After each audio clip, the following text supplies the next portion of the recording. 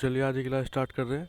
जो हमारी SSGD की सीरीज चल रही है 500 क्वेश्चंस की जीके की, और उसका ये तीसरा पार्ट है। ठीक है, इससे पहले हमने दो पार्ट में कंप्लीट कर लिए हैं। दो पार्ट में 50 क्वेश्चन कंप्लीट कर लिए हमने SSC के जीडी के लिए। अब देखते हैं आज तीसरे पार्ट का पहला क्वेश्चन देखते हैं। 51 क्वेश्चन मैं मतलब कि मैं क्वेश्चन ऐसे नहीं कर रहा कि 25 के बाद फिर दोबारा से 1 2 3, मैं रेगुलर बढ़ाया जा रहा हूँ, जिससे आपको भी आसानी होगी और पढ़ने में, और मेरे को भी समझने में आसानी होगी, आपको बताने में आसानी होगी। ठीक है, तो पहला क्वेश्चन देखते हैं। Who is the current governor of Uttar Pradesh? Uttar Pradesh में वर्तमान राज्यपाल कौन है? आनंदीबेन पटेल है। ठीक है, कौन है? आनंदीबेन पटेल।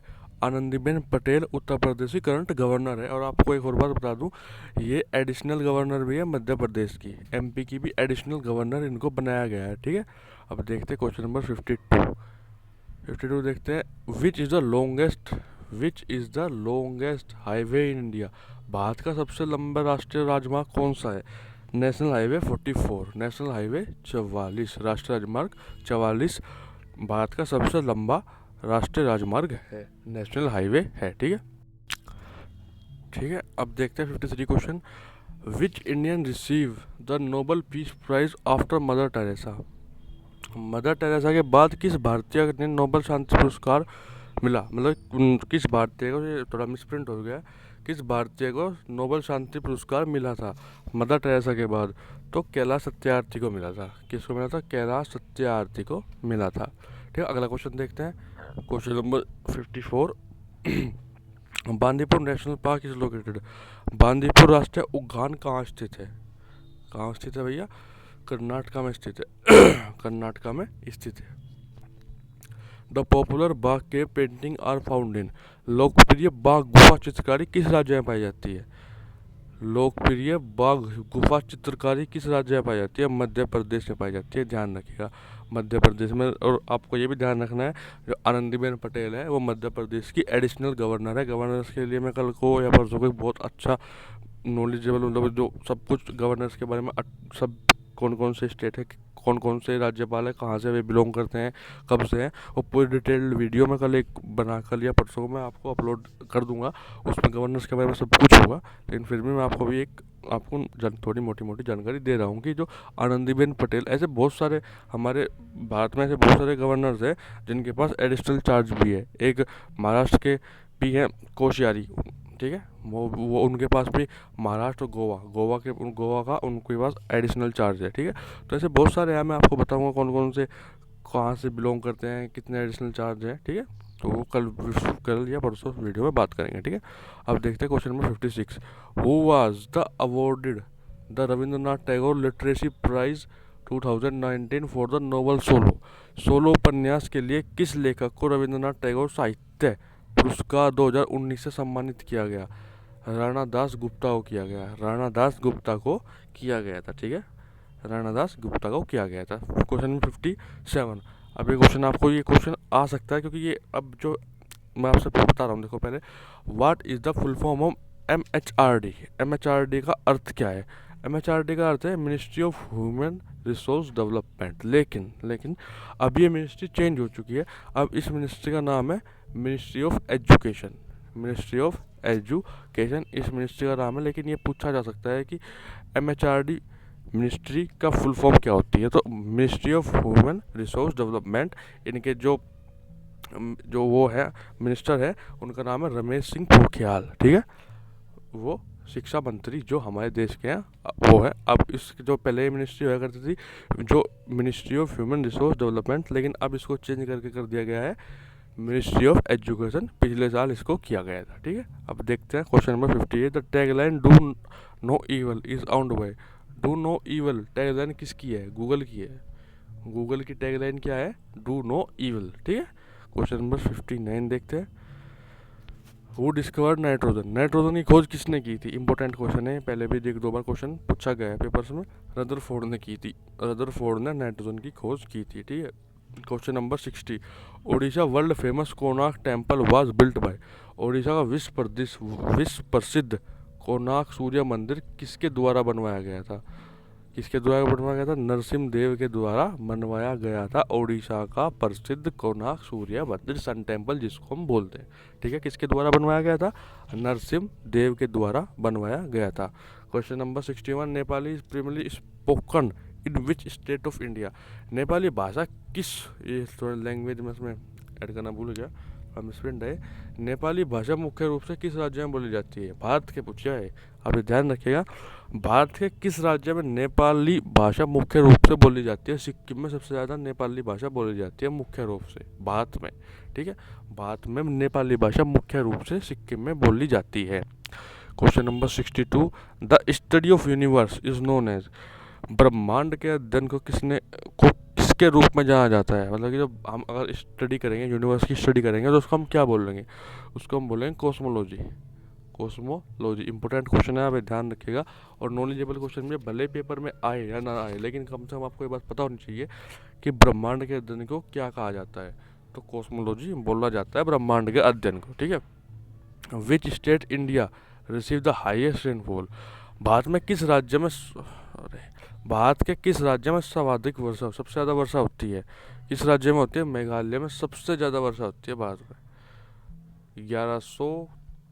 1133 या 1167 मतलब कि मिलीमीटर के आसपास है। मैं पूरी एग्जैक्ट मेरे को नहीं पता, लेकिन इतना ही है, 1100 तो पक्का है। उसके आगे 3300 या 67 वो थोड़ा मैं कंफर्म करके अगली वीडियो में बता दूंगा। ठीक है, सबसे ज़्यादा कहाँ होती है सर्वाधिक वर्षा? मेघालय में होती है।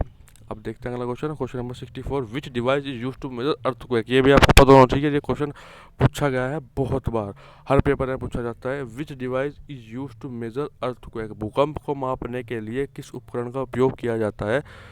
किस उपकरण का क्या किया जाता है उपयोग? सिस्मोग्राफ। सिस्मोग्राफ का उपयोग किया जाता है अर्थक्वेक को नापने के लिए, भूकंप को नापने के लिए। अर्थक्वेक के लिए आपको मैं एक बात और बताता हूँ, अभी पैसिफिक ओशियन में भारत ने वर्ल्ड में सबसे ज़्यादा गहरा होल किया है समुद्र में। 8,300 कुछ मीटर के आसपास भारत ने एक समुद्र में होल किया है। और वो होल इसलिए किया गया है कि वो पता लगा सके कि भूकंप का कारण क्या होता है, भूकंप आता क्यों है। वो वर्ल्ड रिकॉर्ड हो चुका है जो अब तक का सबसे ज़्यादा गहरा किसी ने समुद्र में जो होल किया है वो भारत ने किया है। 8,300 कुछ मीटर के आसपास भारत ने वो होल किया है समुद्र में। वो इसलिए कि वो जानना चाहते हैं कि भूकंप आता क्यों है, भूकंप का मेन कारण क्या है आने के लिए। ठीक है, ये आपको थोड़ी मोटी बात थी, इसलिए मैंने आपको बता दी। मैंने भी कल या परसों ये बात देखी थी, इसलिए मैंने आपको शेयर कर दी। Which bill, question number 65, which bill can not originate in Rajya Sabha? कौन सा विधेयक को राज्यसभा में पारित नहीं किया जा सकता? मनी बिल, पूंजी विधेयक को राज्यसभा में पास नहीं किया जा सकता, पारित नहीं किया जा सकता। ठीक है, पारित नहीं किया जा सकता, मनी बिल को राज्यसभा में पारित नहीं किया जा सकता। क्वेश्चन नंबर 66, को Bryant is associated with which sport? को ब्रायंट किस खेल के साथ जुड़े हैं? बास्केटबॉल के साथ जुड़े हैं। बहुत लंबा खिलाड़ी है, 7.5 फीट के आसपास ये खिलाड़ी है और बहुत नामचीन खिलाड़ी है बास्केटबॉल में। ठीक है, बास्केटबॉल में। Question number 67, Mangifera indica is the scientific name of? Mangifera indica वैज्ञानिक किसका वैज्ञानिक नेम है? मैंगो, आम का। आम का साइंटिफिक नेम है मैग्नीफेरा इंडिका। मैग्नीफेरा इंडिका आम का साइंटिफिक नेम है। क्वेश्चन नंबर 68 देखते हैं, Maithili language is प्रिमली spoken in which state? Maithili भाषा मुख्य रूप से किस राज्य में बोली जाती है? बिहार में बोली जाती है। आपको ये ध्यान रखना है क्वेश्चन, जैसे आपको नेपाली भाषा सबसे ज़्यादा कहाँ बोली जाती है, मैथिली भाषा कहाँ जब बोली जाती है, तो आपको ये ध्यान रखना है कि कहाँ पे बोली जाती है, क्वेश्चन पूछ सकता है। ठीक है, तो बिहार में बोली जाती है। Question number 69, there is a protocol sign to reduce CFC known as? CFC के उत्पादन को घटाने के लिए एक प्रोटोकॉल है, उसे किस नाम से जाना जाता है? CFC का मतलब होता है क्लोरोफ्लोरोकार्बन। क्लोरोफ्लोरोकार्बन की वजह से ग्लोबल वार्मिंग बहुत बढ़ती है, जो फैक्ट्रियों में से धुआं निकलता है उसको क्लोरोफ्लोरोकार्बन बोलते हैं। ठीक है, उस टाइप का एक क्लोरोफ्लोरोकार्बन एक केमिकल होता है जिससे अर्थ को मतलब कि बहुत ज़्यादा ग्लोबल वार्मिंग होती है, तो उसको रोकने के लिए एक प्रोटोकॉल बनाया गया है, उसका नाम है मॉन्ट्रियल प्रोटोकॉल। उस पर साइन करना होता है किसी भी देश की जो इंडस्ट्री, बड़ी बड़ी इंडस्ट्री होती है, उनको साइन करना होता है उस पर कि वो कम से कम CFC का उत्पादन करेंगे। ठीक है, तो मॉन्ट्रियल प्रोटोकॉल उसका नाम है। अगला क्वेश्चन देखते हैं, question number 70। Pune was once known as the capital of, Pune कभी किसकी राजधानी के रूप में जानी जाती थी? पेशवा की राजधानी के रूप में जानी जाती थी पुणे। किसकी? पेशवा की राजधानी के रूप में जानी जाती थी। किसके रूप में जानी जाती थी? पेशवा के रूप में पुणे जानी जाती थी। ठीक है, अब क्वेश्चन नंबर 71। चांद बीबी वाज द रूलर ऑफ, चांद बीबी कहाँ की शासक थी? अहमदनगर की शासक थी। कहाँ की शासक थी चांद बीबी? अहमदनगर की शासक थी चांद बीबी। अब क्वेश्चन नंबर 72 देखते हैं। Buddha died in the year, Buddha की मृत्यु किस वर्ष में हुई थी? बुद्ध की मृत्यु किस वर्ष में हुई थी? 483 BC, कुशीनगर उत्तर प्रदेश। ये आपको ध्यान रखना है, कुशीनगर भी उत्तर प्रदेश। पहले भी आपको एक दो वीडियो बताया है मैंने कि ये जरूरी नहीं है कि ये पूछ सकता है कौन से वर्ष में हुई थी, पूछ सकता है कहाँ हुई थी। उस कहाँ में आपको उत्तर प्रदेश दे देगा, कुशीनगर नहीं देगा। तो आपको क्या ध्यान रखना है? उत्तर प्रदेश। और हो भी सकता है कि आपको उत्तर प्रदेश ना दे, कुशीनगर दे दे, तो आपको क्या ध्यान रखना है? कुशीनगर ध्यान रखना है। और 483 BC में हुई थी। ठीक है, क्वेश्चन नंबर 73 की तरफ बढ़ते हैं। Which Mughal emperor prohibited the use of tobacco, बहुत अच्छा क्वेश्चन है, कम से कम 7-8 बार पहले क्वेश्चन पूछा जा चुका है। किस मुगल शासक ने तंबाकू के प्रयोग को निषेध किया था? जहांगीर ने किया था। सबसे पहले तंबाकू के प्रयोग को निषेध किसने किया था? जहांगीर ने सबसे पहले तंबाकू के प्रयोग को निषेध किया था। ठीक है, question number 74। Living one country to move other country is known as, अब एक कंट्री को छोड़ के दूसरी कंट्री में जा रहे हैं, एक देश को छोड़ के दूसरे देश में जाने की प्रक्रिया को क्या कहते हैं? मतलब हम आज भारत को, मतलब कि भारत में है, भारत को छोड़ के अमेरिका जा रहे हैं, अमेरिका को छोड़ के भारत आ रहे हैं, तो उसको हम क्या बोलेंगे? उसको हम बोलेंगे इमिग्रेशन। क्या बोलेंगे? इमिग्रेशन। हिंदी में बोलेंगे उत्प्रवास।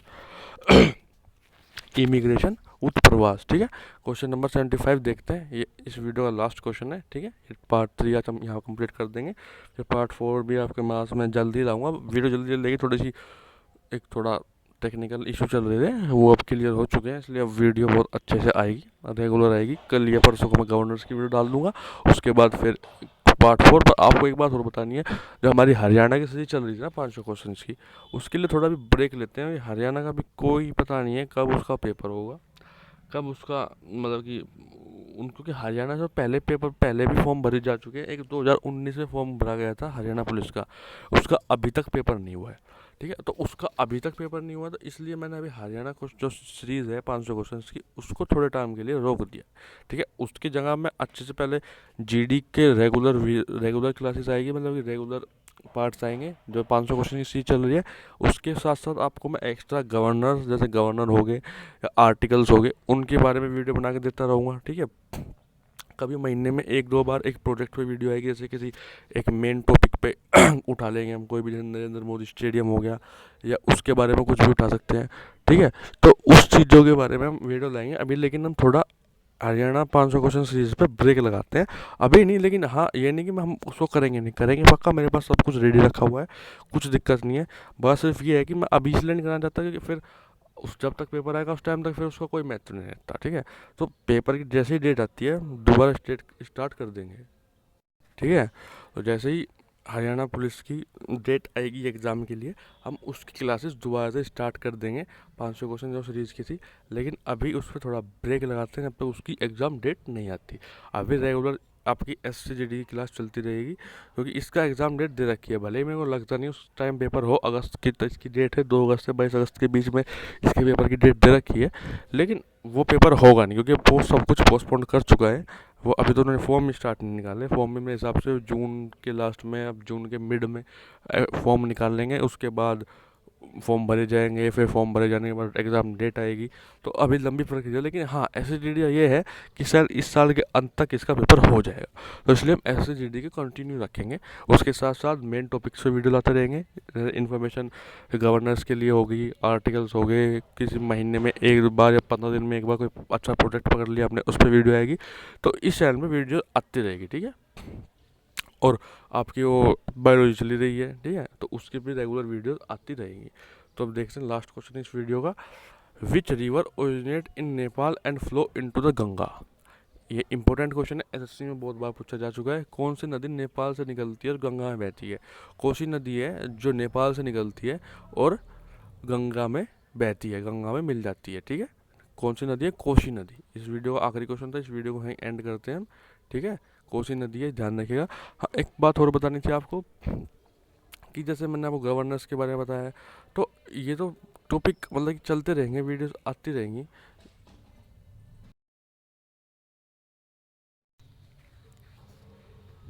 ठीक है, तो क्लासेस आती रहेंगी, रीजनिंग की क्लासेस भी आएंगी। अभी मैं आपकी रीजनिंग की क्लासेस भी आपको अपलोड कर दूँगा। कैलेंडर आपका टॉपिक चल रहा है, वो भी थोड़ा लेट हो गया मेरे को पता है, लेकिन अब टेंशन मत लीजिए, रेगुलर वीडियो बहुत अच्छे से आएंगी। आप बिल्कुल भी ये मत सोचिएगा कि वीडियो नहीं आएगी, वीडियो हमें अच्छे से आती रहेंगी। रीजनिंग की आएगी। अब मैं जैसे मैंने आपको बताया, हरियाणा में थोड़ा ब्रेक ले रहा हूँ हरियाणा पुलिस से। हरियाणा पुलिस के उससे मतलब जो सीरीज चल रही है हमारी, लेकिन उसकी जगह पे मैं आपको एक नया टॉपिक डाल रहा हूँ, करंट अफेयर्स। करंट अफेयर्स अब रेगुलर पढ़ते रहेंगे हम। जैसे 3 दिन का एक बार करंट अफेयर कर लिया, 4 दिन का या 5 दिन का करंट अफेयर हम एक वीडियो में कवर कर लिया करेंगे, ठीक है। तो आप अपना सपोर्ट बनाए रखिए, और आज इस वीडियो को यहीं एंड करते हैं। जब तक के लिए हंसते रहिए, खुश रहिए और मिलते रहिए और सेफ रहिए, घर में रहिए।